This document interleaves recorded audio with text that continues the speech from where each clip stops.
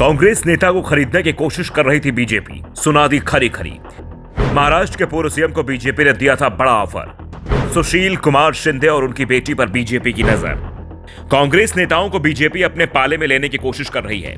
इसके लिए साम दाम दंड भेद सबका इस्तेमाल किया जा रहा है। ईडी का भय दिखाया जा रहा है, समझाया जा रहा है कि समझ जाओ नहीं तो कोर्ट के चक्कर लगाने पड़ेंगे। जरूरत पड़ती है तो नोटों की थैली खोली जा रही है। हर जतन किया जा रहा है और बीजेपी को अपने इस काम में सफलता भी मिल रही है। लेकिन हर कोई बिकाऊ नहीं होता, हर कोई डरा हुआ नहीं होता, हर कोई बीजेपी के दबाव में बिखरता नहीं है। इसका एहसास बीजेपी को उसी महाराष्ट्र में हो रहा है जहां उसके इशारे पर पहले शिवसेना टूटी और फिर एनसीपी में बड़ी टूट हो गई। अब कांग्रेस के नेता को अपने पाले में मिलाने की कोशिश थी। महाराष्ट्र के पूर्व मुख्यमंत्री और केंद्र सरकार में गृह मंत्री रह चुके सुशील कुमार शिंदे ने बड़ा दावा किया है।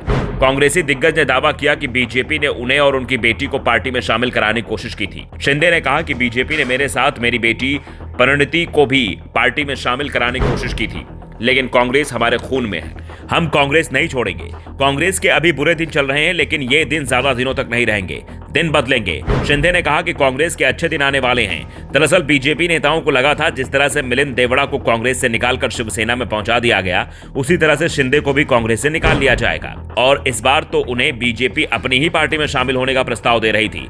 दरअसल बीजेपी की नजर एकनाथ शिंदे के साथ उनकी बेटी परिणति पर भी है, जिनके सहारे पार्टी महाराष्ट्र के दलित वोटों पर नजर गड़ाए हुए है। दूसरी ओर कांग्रेस भी परिणति को बड़ी जिम्मेदारी सौंप रही है। परिणति शिंदे को राहुल गांधी की भारत जोड़ो यात्रा के दौरान अमरावती जोन की जिम्मेदारी कांग्रेस ने सौंपी थी।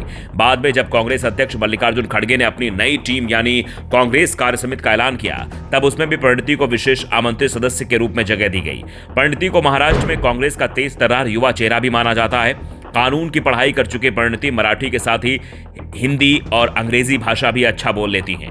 दरअसल सुशील कुमार शिंदे को कांग्रेस में बने रहने का बयान इसलिए देना पड़ रहा है क्योंकि उनके कांग्रेस छोड़ने की बातें हो रही थी और ये चर्चाएं एक फोटो से शुरू हुई। शिंदे और बीजेपी के मंत्री चंद्रकांत पाटिल से मुलाकात की तस्वीरें सामने आई थी। यह मुलाकात सोलापुर के एक कार्यक्रम के मौके पर हुई है। इसी दौरान सुशील कुमार शिंदे ने दावा किया कि उन्हें और उनकी बेटी परिणति शिंदे को एक वरिष्ठ भाजपा नेता से भाजपा में शामिल होने का बड़ा प्रस्ताव मिला था। इसके बाद सुशील कुमार शिंदे और चंद्रकांत पाटिल की मुलाकात हुई। इस मुलाकात के बाद बीजेपी नेता और राज्य के ग्रामीण विकास मंत्री गिरीश महाजन ने बड़ा दावा किया है। उन्होंने कहा कि लोकसभा चुनाव से पहले अगले कुछ दिनों में महाराष्ट्र की राजनीति में विपक्ष को तीसरा झटका लगने वाला है। राज्य की दो अहम पार्टियों के बीच फूट पड़ गई है, अब तीसरी की बारी है। बीजेपी दावा कर रही है इसके बाद कांग्रेस पार्टी में फूट पड़ जाएगी। उसके बाद आज सुशील कुमार शिंदे का बयान और बाद में चंद्रकांत पाटिल से उनकी मुलाकात की खबर सामने आई है। इससे महाराष्ट्र की राजनीति में तरह तरह की चर्चाएं छिड़ गई हैं, लेकिन सुशील कुमार शिंदे ने साफ कर दिया कि मैं बिकाऊ नहीं हूं। सार्वजनिक रूप से बीजेपी को बता दिया कि उन्होंने गलत घर पर दस्तक दे दी है। वैसे बीजेपी ने अपनी रणनीति से इंडिया गठबंधन को जरूर सचेत कर दिया है कि वो सतर्क रहें। बीजेपी उनके बीच में फूट डालने की कोशिश में जुटी हुई है। ब्यूरो रिपोर्ट, द नव दर्पण न्यूज।